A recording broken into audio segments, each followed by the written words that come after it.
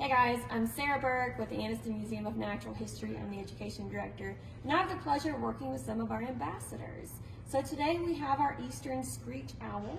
She is a native to Alabama, and she's one of our night hunters. So if you're a night hunter, of course you're nocturnal, you're coming out at night. A lot of these guys are also crepuscular, so that means you're going to come out at dusk and dawn. And when you see these guys, it's very hard to point them out, okay? Most people don't see them, you hear them first. They make a nice little spooky trill that kind of blends in with the crickets and whatnot. But they're very good at camouflage. If you notice, she kind of looks like the bark of a tree. And she can still fly, of course. You'll notice she'll move her wings around and get situated on my hand. But her eyes are what really help her out with finding her food. So these birds of prey, they have massive eyeballs in comparison to the size of their head. If we had the same size eyeball, we'd have softballs, okay?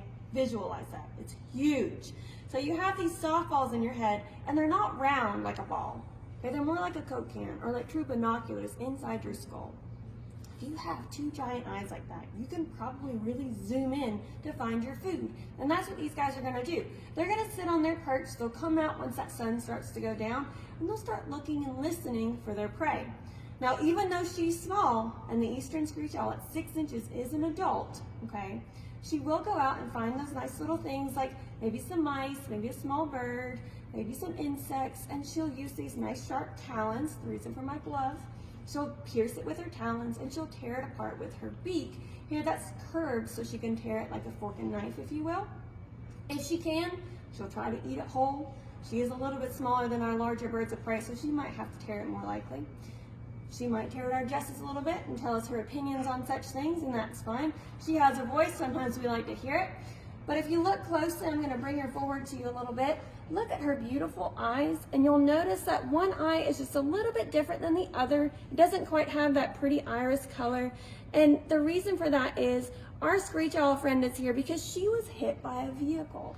So when our birds of prey, like our screech owls, live close to you and me, they go out and they look for their food, they listen for it, they find it, they zoom in with their eyes, and then they go and get it, right? Well, when they go and get it, they don't always look both ways before they cross the street. So this poor unfortunate soul here flew down to get her food. She didn't look both ways like you and I know to do, like we're taught to do, and she went to get it and she was hit by that vehicle. At that time, she became blind in her right eye. That's why it's a little bit darker if she'll look at you today. And when it's darker like that, she doesn't get the same kind of light in, and it can make it very difficult for a bird of prey to find her food. At that point, she needs permanent placement. She needs somebody to take care of her.